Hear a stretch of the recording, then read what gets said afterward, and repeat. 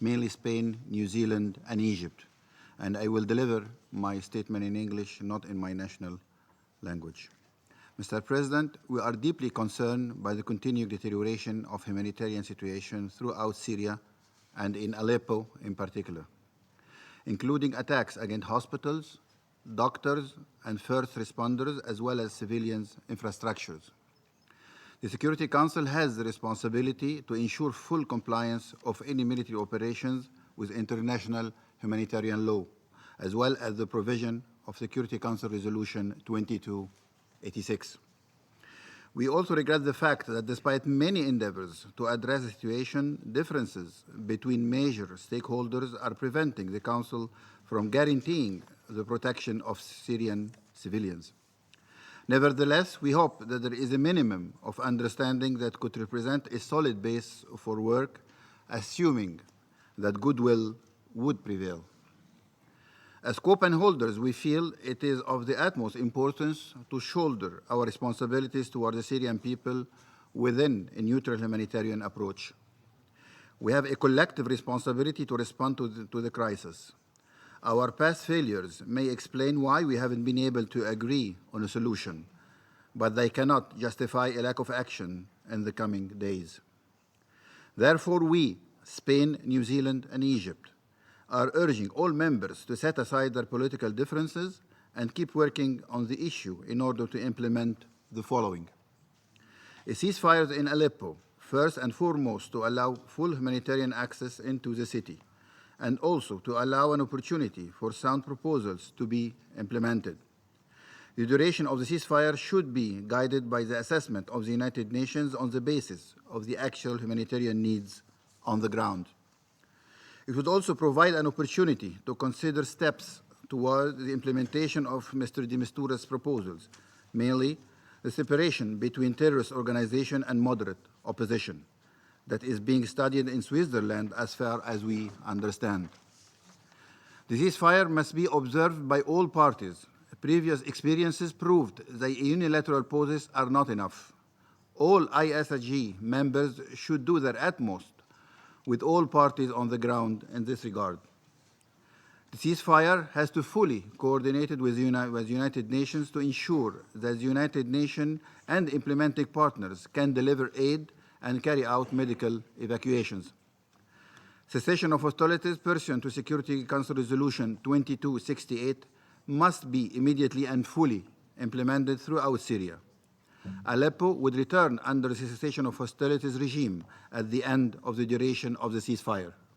Finally, there has to be an adequate, robust monitoring of the ceasefire and the cessation of hostilities within existing mechanisms set forth by Security Council Resolution 2268 and the ISSG. We, Egypt, New Zealand, and Spain, will work with members of the Council and do our utmost to reach an agreement on these elements. We would also like to end these remarks with a tribute to all humanitarian workers who risk their lives daily for the sake of the Syrian people. I thank you, Mr. Представителя Египта. I'd like to thank Egypt for his statement, and the representative of the United Kingdom asks for the floor once again. You have the floor. Given the pressure that you are under to defend the indefensible, your fantasy world has spread from Syria to Yemen. And I just want to set the record straight and say that the UK did circulate a draft Security Council statement on Yemen, but its content was to strongly condemn the attack on the funeral there. And there was only one Security Council delegation that could not support that. That country was Russia. Уважаемый коллега, я... Distinguished colleague, I thought your memory was a bit better.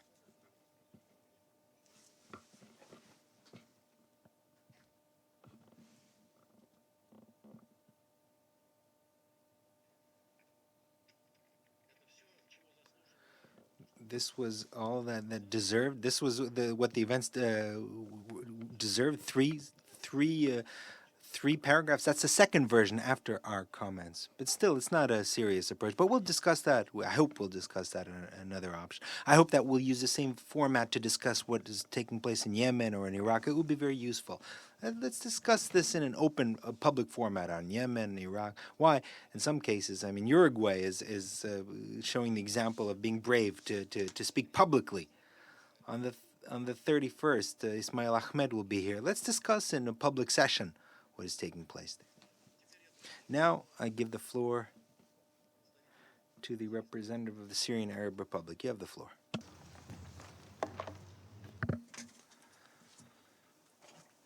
Thank you, Mr. President.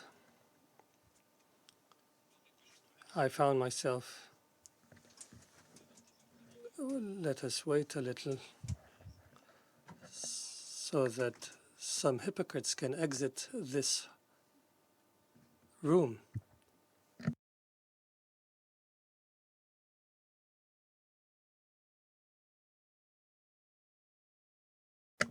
Thank you, Mr. President.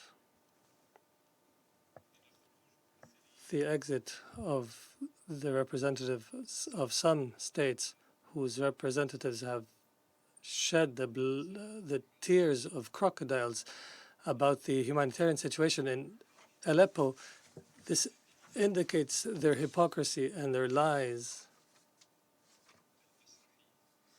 and their theatrical show that has repeated several times. But through such behavior, they confirm our suspicion of their lack of objectivity, complete lack of objectivity in their national policies towards my country. I found myself compelled to request the floor after I listened to misguiding statements from a number of Security Council members and from the representative of the Secretariat. These statements aim, as usual, to distort the great efforts that the Syrian government is expending to provide necessary services and support the needy, in addition to the efforts that my country is undergoing to fight terrorism. The terrorism that's supported by the same states that are neglecting the constitutional and legal right guaranteed by the international law for my government to fight terrorism in protection of our people. The terrorism represented by Jabhat al-Nusra and Daesh, that is remnant of ignorant times, that is Wahhabi in nature. Mr. President, we will not allow as a government that something such as Western Aleppo and Eastern Aleppo be discussed, and we will not allow for repetition of this sad old scenario that used to talk about Eastern and Western Beirut. There is one Aleppo and there is one Syria. And everyone who plots against our country and our territories will never arrive to safe haven. The blockade is imposed on all of Syria, not just on eastern Aleppo or on Aleppo. There is a blockade that is unjust, imposed on the entirety of my nation. And we have repeated this thousands of times, and we will say it again and again for whoever wants to understand, and for whoever refuses to understand, to continue to refuse. Some of the nations that shed crocodile tears today about Aleppo, as they have done before for Daraa and other areas, have ignored deliberately the following facts. One, the representatives of these states ignored the geopolitical scene in the country, which shows the violation of international law by some countries, such as Turkey, who wants to restore its Ottoman glory that will never return, and that is repeatedly violating the sovereignty of Syria and Iraq, and such as Saudi Arabia, which works to support terrorism in the region and everywhere in the world in the name of religion, and the religion is innocent of such claim. In addition to its efforts to issue fatwas, religious edicts that legitimize the bloodshedding of Libyan and other blood. And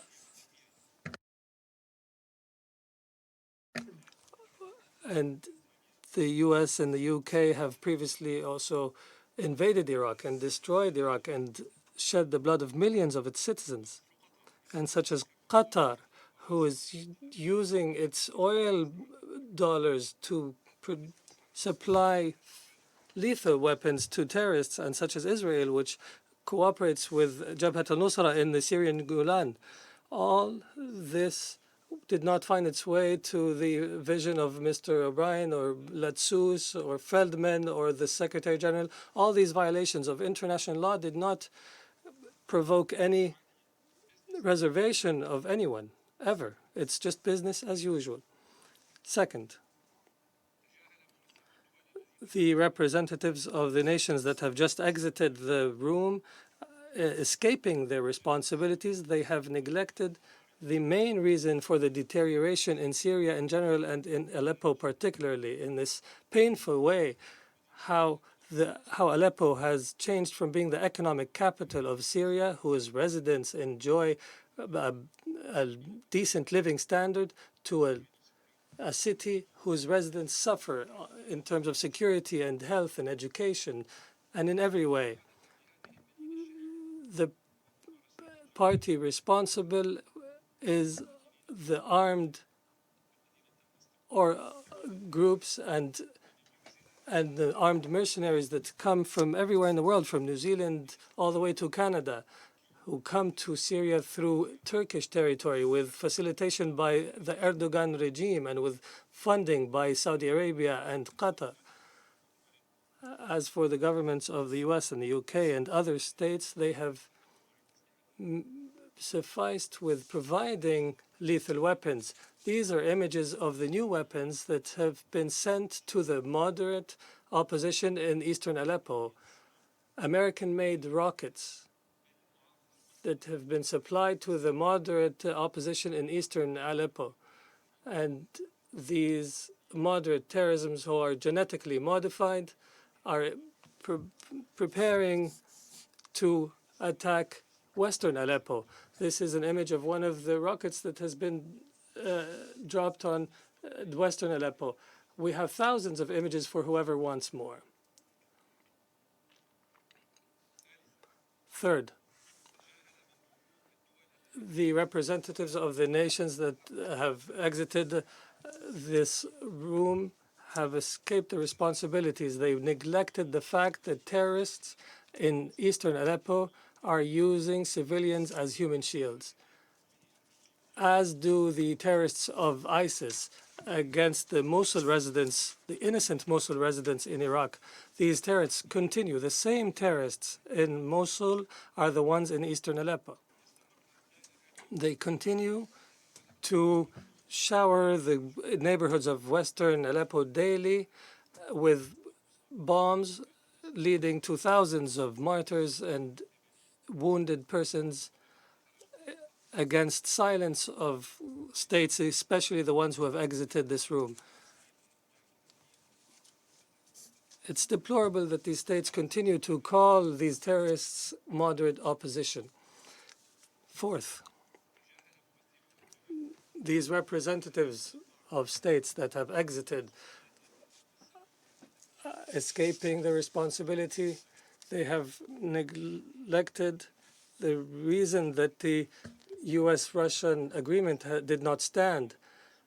The Syrian government committed to its cessation of hostilities, and this has been exploited by armed groups to regroup and to summon fighters from the states who shed crocodile tears to face and confront the Syrian government. And these states ignored the fact that armed terrorist groups are the ones responsible for undermining this agreement and violating it by refusing it. 27 terrorist groups declared immediately after the signing of the agreement that they will not honor the agreement. 27 factions.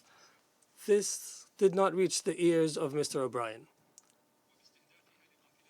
and by targeting the humanitarian convoy in Urum. And these states also ignored that the main reason for the collapse of the agreement is the non-committance of the U.S. side to separate the moderate opposition from the terrorists elements. And the incident of the 27th of September, which allowed for the terrorists of ISIS to consolidate control over 800,000 civilians in Deir Zur. Fifth, these representatives who have escaped their responsibilities towards the maintenance of international peace and security, they ignored the agreement that came within the Syrian-American, Russian-American coordination for humanitarian assistance, which was unilateral, including the evacuation of the wounded and with the presidency and the lead of the present humanitarian coordinator, and creating 6 humanitarian corridors for the civilians to exit, and for the exit of people who would enjoy amnesty as per the Syrian government. But the terrorist groups undermined this agreement. 6 humanitarian corridors were opened, 2 for the armed groups and the rest for the civilians. And it's not as been said by the UK and US representatives. 6, these representatives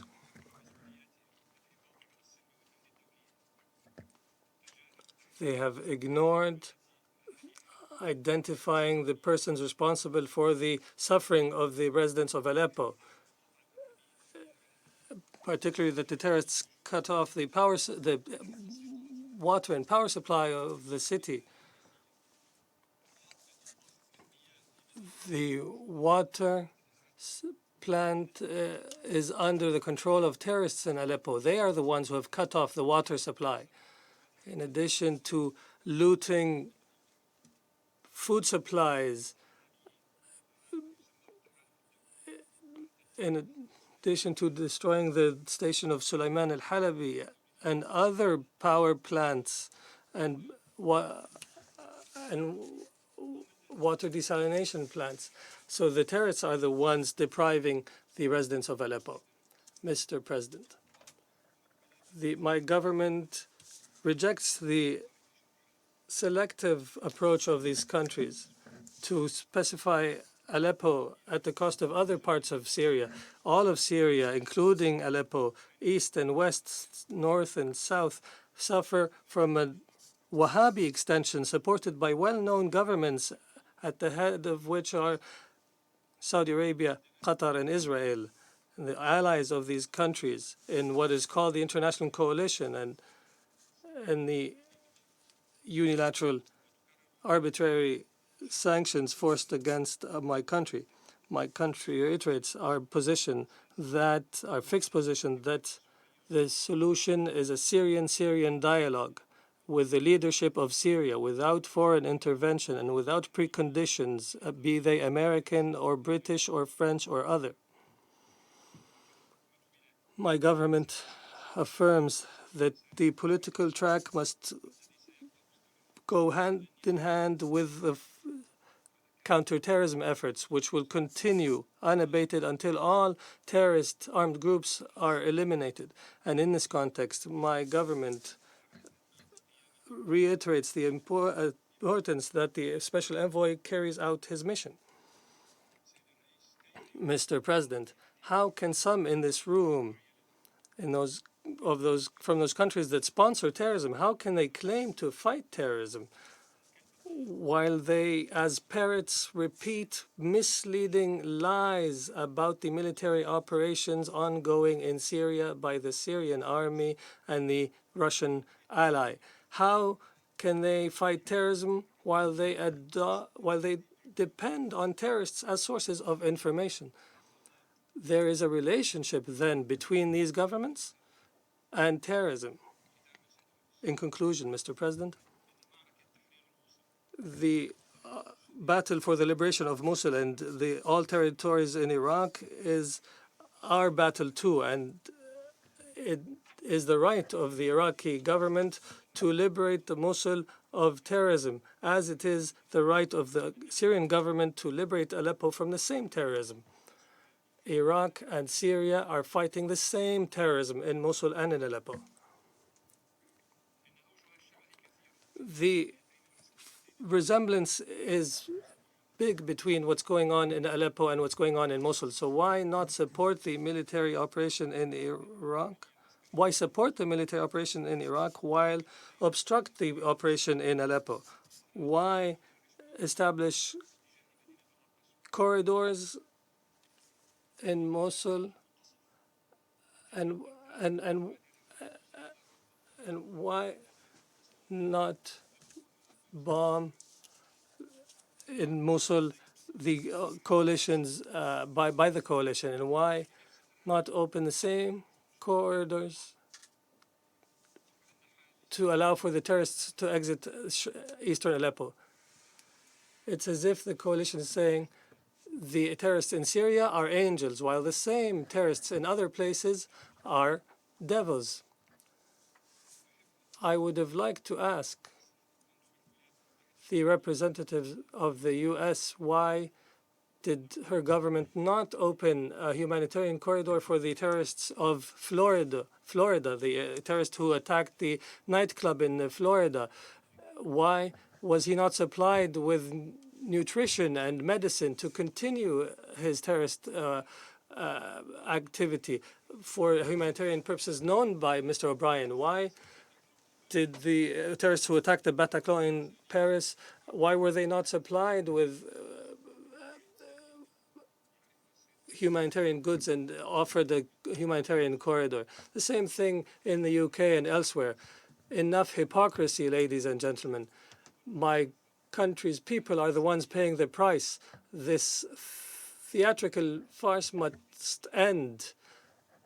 And all members of the Security Council must rise to the level of responsibility in the maintenance of international peace and security. They should not settle their accounts between one another at the cost of my people. Thank you, Mr. President.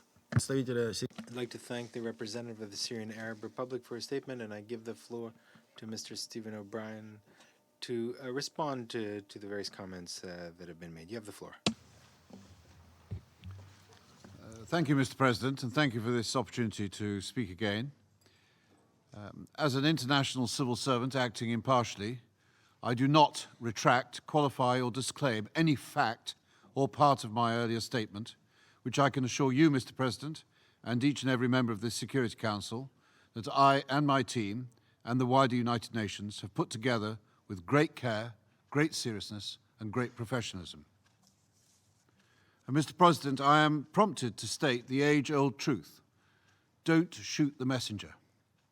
Rather, I urge this Council to stand up for the beleaguered people of Syria and to rise up to the opportunity I described of taking leadership and those steps which are available to the Security Council and which they can take to stop the violence now, to stop the war now. The United Nations continues its work undeterred, and it remains ready to work with all parties to deliver humanitarian assistance, protect civilians, and reach people in need. And whilst humanitarians have a particular role, be assured we will work as one UN, including our support for Staffan de Mistura and his work. I conclude by simply paying an undiluted tribute and salute again the brave, undeterred, fellow humanitarian workers in Syria working tirelessly for the people of Syria caught up in this terrible, endless crisis who need life support and protection. Thank you. I'd like to thank you, Mr. O'Brien. I think as the President of the Security Council, I can express the assurance that humanitarian workers in the UN will continue their difficult work in Syria. But in my national capacity, I have to note that in your response, it's clear that the information that the Syrian or Russian Air Force has bombed Aleppo over the past 8 days. You don't have this information at all, and nor do you have any proof that about the threat of the use of chemical weapons. I just wanted to note that for the record. As the president of the Security Council, I think that after the discussion we've just had, there's no need to go into informal consultations because we've had a public session and consultations in the same meeting. If there are no objections, the meeting is adjourned.